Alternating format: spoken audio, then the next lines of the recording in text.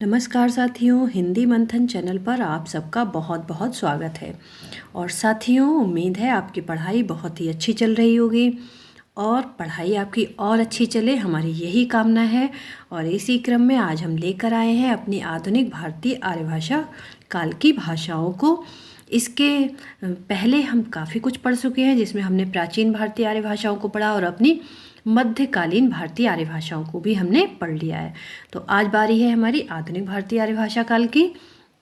तो आइए इन्हें पढ़ते हैं। तो क्या लिखा है देखिए कि आधुनिक भारतीय आर्य भाषा का काल 1000 ईस्वी से अब तक माना जाता है। और क्या है कि दूसरा तथ्य हमारा कि आधुनिक आर्य भाषाएं अपभ्रंश से विकसित हुई हैं। ये दोनों चीज़ें हमें बहुत अच्छे से ध्यान रखनी है कि हमारा आधुनिक भारतीय आर्य भाषाओं का काल क्या है, कि ये 1000 ईस्वी से अब तक माना गया है। और ये आधुनिक आर्य भाषाएं जो हैं वो हमारी अपभ्रंश से विकसित हुई हैं। आगे क्या लिखा है देखिए कि आधुनिक भारतीय आर्य भाषाओं से अभिप्राय सन 1947 से पूर्व भारतीय भाषाओं से है, जिसमें पाकिस्तान और बांग्लादेश समाविष्ट थे। और कुछ विद्वान तो भारतीय भाषाओं में श्रीलंका और बर्मा सहित आर्य भाषा में लेते हैं, अर्थात यहाँ की जो भाषाएं थी बर्मा की और श्रीलंका की, ये सब हमारी भारतीय आर्य भाषाओं में ही आती थी। इसके अलावा अब देखिए आधुनिक भारतीय आर्य भाषाओं का वर्गीकरण प्रस्तुत किया है। ये वर्गीकरण भी हमारे लिए बहुत ही ज़रूरी है। देखिए सबसे पहले क्या है, डॉक्टर AFR हार्नले, इन्होंने सन 1880 ईस्वी में सबसे पहले हमारे आधुनिक भारतीय आर्य भाषाओं का वर्गीकरण प्रस्तुत किया। और इन्होंने आधुनिक भारतीय आर्य भाषाओं को 4 वर्गों में विभाजित किया: पूर्वी गौड़ियन, पश्चिमी गौड़ियन, उत्तरी गौड़ियन और दक्षिणी गौड़ियन। अब पूर्वी गौड़ियन में इन्होंने शामिल किया पूर्वी हिंदी, बांग्ला, असमी और उड़िया को। पश्चिमी गौड़ियन में इन्होंने शामिल किया पश्चिमी हिंदी, राजस्थानी, गुजराती, सिंधी और पंजाबी को। तथा दक्षिणी गौड़ियन में इन्होंने मराठी को शामिल किया। एक तथ्य और आता है कि डॉक्टर हार्नले के अनुसार जो आर्य मध्य प्रदेश अथवा केंद्र में थे भीतरी आर्य कहलाए, और जो चारों ओर फैले हुए थे वो हमारे बाहरी आर्य कहलाए। तो कभी ये भी प्रश्न हमसे पूछा जा सकता है कि भीतरी आर्य और बाहरी आर्य के कौन थे, या फिर ये भीतरी आर्य और बाहरी आर्य का वर्गीकरण किसने किया, या फिर हमें इस वर्गीकरण में से ही पूछा जा सकता है कि इन्होंने कितने वर्गों में इसको विभाजित किया। तो ये सारे तथ्य जो हैं, हमें भले ही हमें ये यहाँ पर छोटे लग रहे हैं, लेकिन ये सारे के सारे तथ्य इतने ज़रूरी हैं कि ये हमारी परीक्षाओं में कभी भी हमसे पूछे जा सकते हैं। क्योंकि साथियों इस समय जो है वो है हमारा डीपली स्टडी का। जब तक हम डीपली किसी भी चीज़ को नहीं पढ़ेंगे तब तक हमें किसी भी परीक्षा में कठिनाई का सामना करना पड़ सकता है। तो हमारा ये पूरा प्रयास रहेगा कि आपको इस तरह की कोई भी कठिनाई परीक्षा के समय ना आए आपके सामने, और आप सभी चीज़ों को अच्छे से पढ़ पाएँ। हर बिंदु आपके दिमाग में ये रहना चाहिए कि ये हमने पढ़ा था। तो आइए आगे देखते हैं। अब आता है हमारा जॉर्ज ग्रियर्सन का वर्गीकरण। जॉर्ज ग्रियर्सन ने क्या लिखा है कि जॉर्ज ग्रियर्सन ने अपनी पुस्तक लिंग्विस्टिक सर्वे ऑफ इंडिया, यहाँ पर हमारा एक क्वेश्चन निकल के आ गया कि लिंग्विस्टिक सर्वे ऑफ इंडिया किसकी पुस्तक है, तो ये जॉर्ज ग्रियर्सन की पुस्तक है। भाग 1 तथा bulletin of the school of oriental studies London institute भाग 1, ये दोनों इन्होंने लिखी हैं पुस्तकें में खंड में अपना वर्गीकरण निम्नांकित ढंग से प्रस्तुत किया। अर्थात इन्होंने क्या किया कि इन्होंने इसको 3 उपशाखाओं में वर्गीकृत कर दिया: बाहरी उपशाखा, मध्य उपशाखा और भीतरी उपशाखा।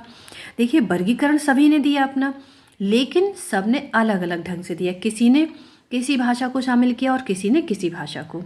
तो इन्होंने जो बाहरी उपशाखा थी इसमें उत्तरी समुदाय, दक्षिणी समुदाय, पूर्वी समुदाय, ये इन्होंने बताया। उत्तरी समुदाय में इन्होंने लहंदा और सिंधी को शामिल किया, दक्षिणी समुदाय में इन्होंने मराठी को शामिल किया, और पूर्वी समुदाय में इन्होंने उड़िया, बिहारी, बंगला और असमिया को शामिल किया। अब आता है हमारा मध्य उपशाखा। मध्य उपशाखा में इन्होंने मध्यवर्ती समुदाय में शामिल किया पूर्वी हिंदी को, और पूर्वी हिंदी के अलावा इन्होंने और क्या किया कि मध्य उपशाखा के बाद इन्होंने किया भीतरी उपशाखा। मध्य उपशाखा और भीतरी उपशाखा। तो मध्य उपशाखा में इन्होंने क्या किया कि मध्यवर्ती समुदाय बताया, उसका एकमात्र इन्होंने वर्गीकरण किया पूर्वी हिंदी में। अब भीतरी उपशाखा में इन्होंने क्या किया कि केंद्रीय समुदाय बताया और पहाड़ी समुदाय बताया। भीतरी उपशाखा में इन्होंने क्या किया कि भीतरी उपशाखा को ना 2 उपवर्गों में विभाजित किया, केंद्रीय समुदाय, पहाड़ी समुदाय। अब केंद्रीय समुदाय में इन्होंने शामिल किया पश्चिमी हिंदी, पंजाबी, गुजराती, भीरनी, खानदेशी और राजस्थानी को। और पहाड़ी समुदाय में इन्होंने शामिल किया पूर्वी पहाड़ी अथवा नेपाली को, मध्य या केंद्रीय पहाड़ी और पश्चिमी पहाड़ी। अब ये तो हमें साधारण सी बात है कि पहाड़ी समुदाय तो पहाड़ी भाषाएं होंगी इसमें, और केंद्रीय समुदाय में हमारी बाकी सारी भाषाएं आ जाती हैं। तो इसी तरह से इन्होंने अपना वर्गीकरण प्रस्तुत किया। अब आते हैं हमारे डॉक्टर सुनीति कुमार चटर्जी ने। इन्होंने क्या किया कि सुनीति कुमार चटर्जी ने ग्रियर्सन के वर्गीकरण की आलोचना ध्वनिगत एवं व्याकरण आधारों पर करते हुए अपना वैज्ञानिक वर्गीकरण निम्न ढंग से प्रस्तुत किया। अब ये भी हमसे पूछा जा सकता है कि सुनीति कुमार चटर्जी ने किसके वर्गीकरण की आलोचना की है, तो ये ग्रियर्सन के। या फिर ये भी पूछ सकता है कि ग्रियर्सन के वर्गीकरण की आलोचना पर किसने अपना वैज्ञानिक वर्गीकरण प्रस्तुत किया, तो ये किया था सुनीति कुमार चटर्जी ने। इन्होंने क्या किया, इन्होंने 5 भागों में बांटा। क्या किया, उद्दीच, प्रदीच, मध्यदेशीय, प्राच्य और दक्षिणात्य। उद्दीच में सिंधी, लहंदा और पंजाबी को, प्रदीच में राजस्थानी और गुजराती को, मध्यदेशीय में पश्चिमी हिंदी, और प्राच्य में इन्होंने पूर्वी हिंदी, बिहारी, उड़िया, असमिया और बंगला को शामिल किया, और दक्षिणात्य में इन्होंने किया शामिल मराठी को। इस तरह हमने देखा कि सुनीति कुमार चटर्जी ने ग्रियर्सन के वर्गीकरण की आलोचना करते हुए ये वर्गीकरण अपना प्रस्तुत किया। अब आते हैं हमारे धीरेन्द्र वर्मा जी। धीरेन्द्र वर्मा जी ने चटर्जी के वर्गीकरण में सुधार करते हुए अपना वर्गीकरण प्रस्तुत किया। अब इन्होंने क्या किया, 5 वर्गीकरण इन्होंने भी वही दिए, लेकिन इन्होंने क्या किया, उद्दीच में सिंधी, लहंदा और पंजाबी को शामिल किया, प्रदीच में गुजराती को शामिल किया, मध्यदेशी में इन्होंने राजस्थानी, पश्चिमी हिंदी, पूर्वी हिंदी और बिहारी को शामिल किया, और प्राच्य में इन्होंने उड़िया, असमिया, बंगला को शामिल करके दक्षिणात्य में इन्होंने मराठी को बताया। तो इस तरह से इन्होंने कुछ सुधार करके अपना वर्गीकरण प्रस्तुत किया।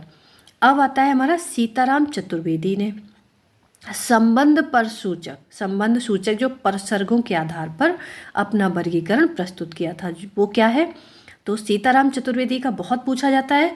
तो इसमें देखिए क्या क्या है, का में क्या है, हिंदी, पहाड़ी, जयपुरी और भोजपुरी। दा में है पंजाबी और लहंदा। जा में है सिंधी और कच्छी। फिर नो में गुजराती, एर में बंगाली और उड़िया, असमिया। ये इन्होंने अपना वर्गीकरण प्रस्तुत किया है। अब हम आगे देखते हैं किसका वर्गीकरण है। अब आता है डॉक्टर भोलानाथ तिवारी ने। ये इनका वर्गीकरण जो है बहुत ही अच्छा माना जाता है, डॉक्टर भोलानाथ तिवारी का। भोलानाथ तिवारी जी ने जो वर्गीकरण प्रस्तुत किया है वह वर्गीकरण आज भी बहुत पूछे जाते हैं पेपरों में हमारे। तो इन्होंने क्या किया, ये तो सबने बताया कि अपभ्रंश से आधुनिक भाषाओं का जन्म हुआ था। तो इन्होंने ये बताया कि किस अपभ्रंश से कौन सी आधुनिक भाषाओं का जन्म हुआ। जैसे कि शौरसेनी से पश्चिमी हिंदी, राजस्थानी, पहाड़ी और गुजराती आई। मागधी से आई बिहारी, बंगाली, उड़िया और असमिया। अर्धमागधी से पूर्वी हिंदी, महाराष्ट्री से पूर्वी मराठी, और ब्राह्मण या पैशाची से सिंधी, लहंदा और पंजाबी। ये हमें बहुत अच्छे से पढ़ना है और इसको आपको बहुत अच्छे से याद करना है, क्योंकि जो भी क्वेश्चन आते हैं लगभग इसी में से पूछे जाते हैं कि किस अपभ्रंश से कौन सी आधुनिक भाषाओं का जन्म हुआ और ये वर्गीकरण प्रस्तुत करने वाले कौन थे। भोलानाथ तिवारी का ये वर्गीकरण बहुत कुछ पूछा जाता है। इसी तरह से क्या लिखता है आगे कि डॉक्टर हरदेव बाहरी ने आधुनिक आर्य भाषाओं का वर्गीकरण कुछ इस तरह से किया। अब आते हैं हरदेव बाहरी। इन्होंने क्या वर्गीकरण दिया, इन्होंने दिया कि हिंदी वर्ग और हिंदीतर यानी कि अहिंदी वर्ग। इन्होंने 2 भाषाओं में बांटा, 2 वर्गों में बांटा इन्होंने भाषाओं को, हिंदी वर्ग और अहिंदी वर्ग में। तो हिंदी वर्ग में इन्होंने किसे शामिल किया, मध्य पहाड़ी, राजस्थानी, पूर्वी हिंदी को और बिहारी को। तो अब इन हिंदी वर्ग में कौन सा शामिल किया इन्होंने, उत्तरी नेपाली। पूर्वी हिंदी में इन्होंने किया पश्चिमी, और इसमें आते हैं पंजाबी, सिंधी और गुजराती। और बिहारी में इन्होंने शामिल किया दक्षिणी को। और दक्षिणी में कौन कौन सी आती हैं? सिंहली, मराठी, पूर्वी, उड़िया, बंगला और असमिया। और ये सभी क्या हैं? हिंदी की उपभाषाएं हैं। तो साथियों, ये हरदेव बाहरी का जो वर्गीकरण है, इसको हमें देखना तो है, लेकिन इतना अधिक ये पूछा जाने वाला को नहीं होता है। हमारा पूछा जाता है किनका? जो अभी हमने पढ़ा था डॉक्टर भोलानाथ तिवारी का। लेकिन हमें हर चीज़ को जानना है कि कभी हो सकता है इसमें से भी कुछ पूछ लिया जाए कि डॉक्टर हरदेव बाहरी ने क्या वर्गीकरण दिया है। तो इनका वर्गीकरण बहुत सरल है कि इन्होंने 2 भागों में बांटा, हिंदी वर्ग में और अहिंदी वर्ग में। हिंदी वर्ग में इन्होंने मध्य पहाड़ी, राजस्थानी, उससे उत्तरी नेपाली। पूर्वी हिंदी में इन्होंने पश्चिमी, पंजाबी, सिंधी और गुजराती को रखा। बिहारी में इन्होंने दक्षिणी को रखा।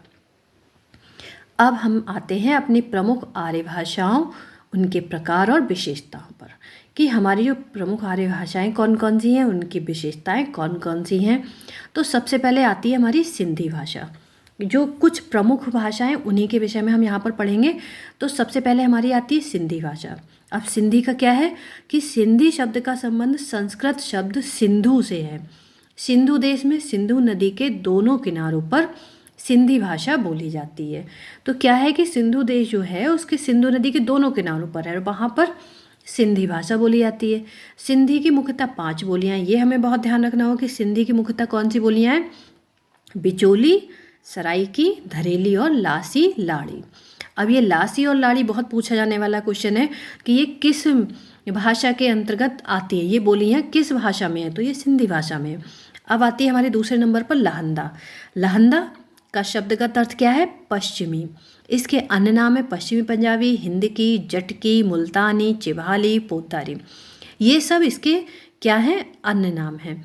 और क्या है कि लहंदा की भी सिंधी की भांति अपनी लिपि क्या है? लंडा है, जो कश्मीर में प्रचलित शारदा लिपि की ही उपशाखा है। अब आती है हमारी तीसरी नंबर पर पंजाबी। पंजाबी शब्द पंजाब से बना है, जिसका अर्थ है 5 नदियों का देश। और पंजाबी की अपनी लिपि क्या है? गुरमुखी लिपि में लिखी जाती है पंजाबी भाषा। और पंजाबी की मुख्य बोलियां हैं माझी, डोगरी, दोआबी, राठी। ये बोलियां हमें बहुत अच्छे से ध्यान रखनी है कि किस भाषा की कौन सी बोली है। अब आती है हमारी गुजराती। गुजराती गुजरात प्रदेश की भाषा है और गुजरात का संबंध गुर्जर जाति से है। गुजरात की लिपि गुजराती ही है। वस्तुतः गुजराती कैथी से मिलती जुलती लिपि में लिखी जाती है और इसकी सबसे प्रमुख विशेषता है कि इसमें शिरोरेखा नहीं लगती है। ये बहुत पूछे जाने वाला क्वेश्चन है कि किस भाषा में किस शिरोरेखा नहीं लगाई जाती। तो ये गुजराती भाषा ऐसी है जिसमें हमारी शिरोरेखा नहीं लगती है। अब आती है मराठी। तो मराठी महाराष्ट्र की भाषा है। इसकी प्रमुख बोलियों में कोंकणी, नागपुरी, कोष्ठी, महारी है। मराठी भी देवनागरी लिपि में लिखी जाती है। इसके बाद हमारा आता है बांग्ला का नंबर। तो बांग्ला शब्द बंग प्लस आल जो इसमें प्रत्यय लगा हुआ है, बंग शब्द में आल प्रत्यय लगकर बना है। ये बंगाल प्रदेश की भाषा है। नवीन यूरोपीय विचारधारा का सर्वप्रथम प्रभाव बांग्ला भाषा और साहित्य पर पड़ा था। ये तथ्य हमें ध्यान रखने के योग्य है कि नवीन यूरोपीय विचारधारा का सर्वप्रथम प्रभाव किस पर पड़ा, किस भाषा पर पड़ा। बंगला प्राचीन देवनागरी से विकसित बंगला लिपि में ही लिखी जाती है। फिर आती है असमिया। असमिया असम प्रदेश की भाषा है। यह बांग्ला लिपि में लिखी जाती है। इसकी मुख्य बोली है विष्णुपुरिया। असमिया की मुख्य बोली क्या है? विष्णुपुरिया। ये हमें याद रखना पड़ेगा कि विष्णुपुरिया किसकी बोली है? मुख्य बोली है असमिया की। अब आती है हमारी सबसे आखिर में उड़िया। उड़िया प्राचीन उत्कल अथवा वर्तमान उड़ीसा या ओडिशा की भाषा है। वर्तमान समय में हम इसे ओडिशा के नाम से जानते हैं। तो ओडिशा की भाषा क्या है? उड़िया। इसकी प्रमुख बोली में गंजावी, संबलपुरी, भजी आदि हैं।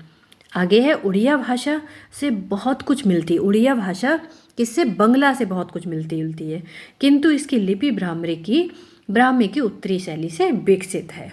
तो ये सारे तथ्य हमें बहुत अच्छे से ध्यान रखने पड़ेंगे कि किस भाषा की बोली क्या है और ये कहाँ इसकी लिपि वगैरह क्या है। तो साथियों, आज हमने अपनी आधुनिक भारतीय आर्य भाषाओं को भी पढ़ लिया और इसी तरह से आप अपनी तैयारी को और तेज बनाएं और अच्छे से करें। इसमें हमारा पूरा प्रयास रहेगा कि हम आपका सहयोग करते रहें। जितना भी हो सकता है हम आपका सहयोग करेंगे। तो साथियों, इसी तरह से आप वीडियो को पूरा देखें तभी आपको अच्छे से सारी चीज़ें समझ में आने वाली हैं।